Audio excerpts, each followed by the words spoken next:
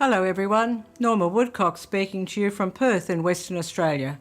I'd like to speak into the first Sunday of Lent, Year C, and the theme, Temptation Comes. Luke 4, 1-13, we hear about Jesus' temptations in the desert. Jesus was tempted as we are, but did not sin. Father Flor McCarthy, page 68, in his book New Sunday and Holy Day Liturgies, Year C, says, in today's Gospel we see Jesus struggling against temptation. Jesus struggling. It wasn't easy for him.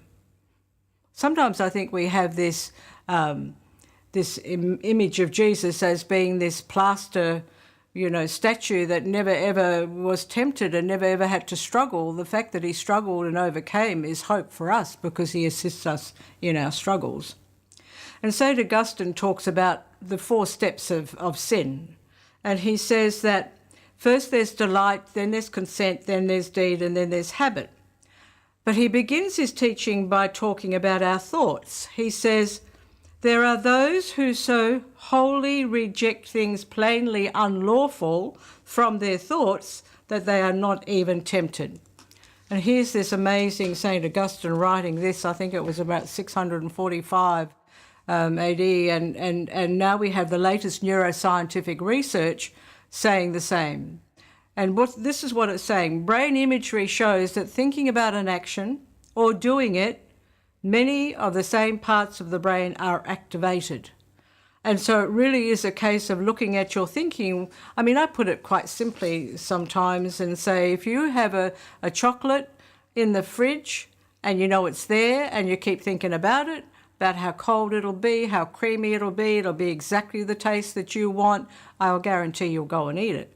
Now, if we can take that from the chocolate and go to much deeper issues, I believe that then we are beginning to touch the truth St. Augustine's talking about, and neuroscience is confirming that all temptation begins in the thinking. Many years ago, my marriage, as you know, in the early days was really quite broken, and a lot of healing has happened for us, but I share out of my own story often, and I hope it's helping people. But there was a little phase in my journey where I began to have feelings for another man. And if I thought about that other man and I let those feelings be there, well, if I had continued, I don't think I'd be talking to you today.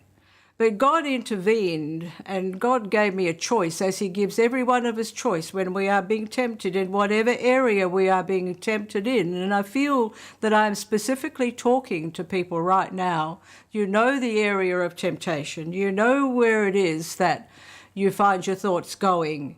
And God will give us in Jesus the way out if we will let him. So it was interesting. I didn't know what to do about these feelings, and I was married and I'd had my conversion, and yet they were there. And one day I was driving, going somewhere, and I just turned on the radio, the secular channel, and this is what I heard. You have the capacity to affect the 21st century. And I knew that God was speaking to me, and he was giving me a choice. And what I had to do was switch off my thinking. And that was not easy, because those of you who understand what I'm saying is there's a certain satisfaction in temptation of thinking. There's a certain satisfaction from thinking out that temptation. But can I say that that is disastrous, because that will lead you down that path. And so it is a case of changing your thinking, focus on something else, put some music on, just refuse to go down that path of thinking about that temptation. And the choice is there for you, but I promise you the grace will be there for you. And it did take a little bit of time for me to continually change my thinking, continually come back to God, continually put my life before him and asking for the grace. But I know the power of God that has worked in my life, in temptation, in healing, in blessing, in so many different ways. So may God bless you this week, and may it be a challenging teaching today. Challenging, but I hope fruitful in your life. God bless you, and thank you for listening. Look forward to meeting you again next week.